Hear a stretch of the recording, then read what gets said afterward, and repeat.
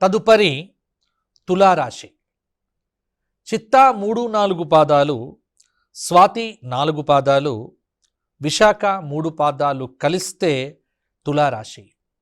ఆదాయం 5, వ్యయం 14, రాజ్యపూజ్యం 6, అవమానం 3. తులారాశి వారికి ఈ పరాభవనామ సంవత్సరము అత్యున్నతమైన ఫలితములను ఇవ్వబోతుంది. మీరు ఆనందంగా ఉండాల్సిన సమయం ఆసన్నమైంది.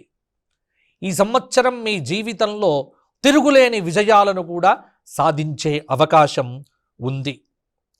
గురుబలం కొన్ని రోజులు ఉండటం, శుభస్థానంలో శనైశ్చరుడి యొక్క యోగకారకత్వం కాబట్టి నవమ స్థానంలో గురువు జూన్ 2 దాకా అనుకున్నట్టుగా పనులు చేయిస్తాడు.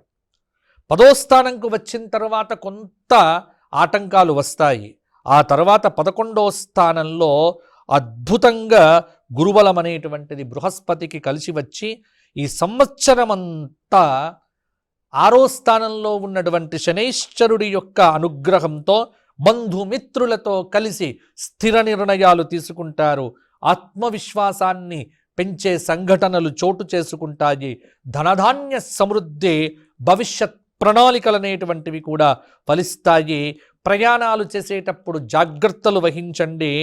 5వ స్థానంలో 4వ స్థానంలో రాహువు ఉన్నాడు కాబట్టి సంయమనం పాటించడం అన్ని విషయముల యందు కూడా అవసరం అవుతుంది.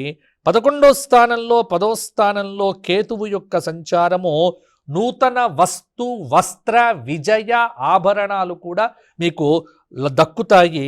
విందు వినోదాది కార్యక్రమాల్లో పాల్గొంటారు.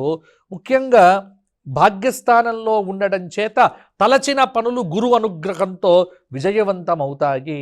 తర్వాత పిల్లల వికాసం మీద దృష్టి కొంత సారించాల్సినటువంటి సంవత్సరము.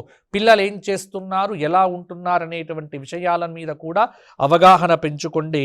తరువాత ప్రతి విమర్శలు అప్పుడప్పుడు ఎదుర్కోవలసి ఉంటుంది. ఆర్థికంగా కలిసి వస్తుంది. ఆత్మీయుల యొక్క సహాయ సహకారాలు కూడా కలిసి వస్తాయి. ఉత్సాహం తగ్గకుండా చూసుకోండి. ఒక సంఘటన మానసిక ప్రశాంతతను పెంచుతుంది. మంచి భవిష్యత్తు ఉంది. మంచి ప్రయత్నాలు ఫలిస్తాయి.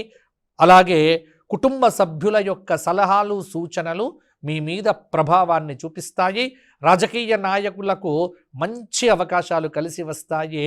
వెరసి స్త్రీలకు అందరికీ కూడా ఈ సంవత్సరం అనుకూలతలు ఎక్కువ, ప్రతికూలతలు తక్కువ. తులారాశి వారు ఈ సంవత్సరము తరచూ నవగ్రహ ప్రదక్షిణములు చేయడంతో పాటుగా లక్ష్మీ నరసింహ కరావలంబ స్తోత్రపారాయణం చేయటము, శనైశ్చర స్తోత్రపారాయణం చేయటము ప్రతి నిత్యం చేయడం వల్ల అత్యున్నతమైనటువంటి ఫలితములు మరిన్ని కూడా మీకు కలుగుతాయి.